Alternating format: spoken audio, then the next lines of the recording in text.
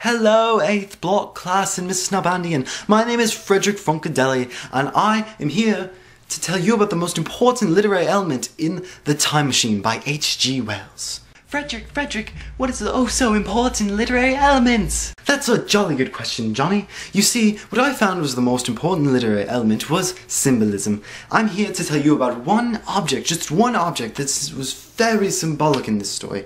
It symbolized protection. It was very important, and I don't know what would have happened to the time traveler had he not used this item. Now, you're going to have to figure out what this item is when I'm telling you of the story. I'm not going to be like most other people who would just be like, it's matches! Oh, well, that ruins that. But anyways, let's go on. I'm going to be focusing on roughly 80 pages of the book. It's only 113 pages, so this is actually the majority of it. These 80 pages take place roughly in the 800,000 years in the future. Now, this is where he first comes in contact with the Eloi. He meets them right out of his time machine, and they take him and show him their culture and everything. Then he goes back to where his time machine landed. It's nowhere to be found. He sees this great white sphinx, and there are some doors, but he can't get them open. He thinks that's where his time machine has went. Later, he finds out about the Morlocks, and he thinks they took it and put it in there. Well, he tries to go down into the wells they travel through. They go down there and out of it, depending on if it's light or night. And in there, he goes down, and he has his matches, and he's using them because it's so dark. He's using them one after the other, and then he sees their vast machinery everywhere. But then they start to grab hold of him, and so he pulls out his matches, and he strikes them, and they flee everywhere. And so he's climbing back up, and they're trying to grab onto him, but thankfully he gets out. Later, he becomes friends with this Eloi. Her name is Weena. She is drowning, and he jumps in and saves her. She becomes very fond of him, and she follows him everywhere.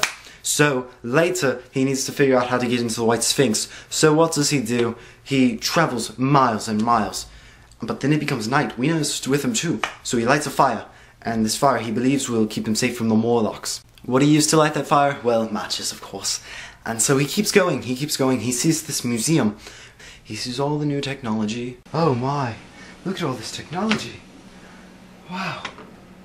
This is probably some sort of gun. Oh my. Matches! And he pockets those. He also finds a crowbar which he thinks he can use to get into the doors. So he's heading back, and the Morlocks, they try and get him and Weena. You know, the fire he had earlier, it's turned into a forest fire, and that stops them. They freak, absolutely. They are in panic. They are just going every which way. Some of them are on fire, some of them are dying. Just a mess. And that saves his life. It protects him, all because of those matches. But sadly, Weena's lost. So the protection only really works for the time traveler, not for his dear friend Weena. Getting back to the White Sphinx, he finds the doors to be open. He doesn't even need to break it down. He throws his crowbar aside. He goes in. I finally found my time machine. But, oh no, the Morlocks are coming. Oh no, my matches, they won't light. Then he realizes that he needed the box for them. So all his feelings of protection, they just drain away. They go from his head down his body.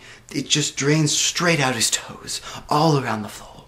Luckily, he makes it and switches it, and he is safe into the future. And that is why they symbolize protection for him. I hope you enjoyed my presentation, and have a good day.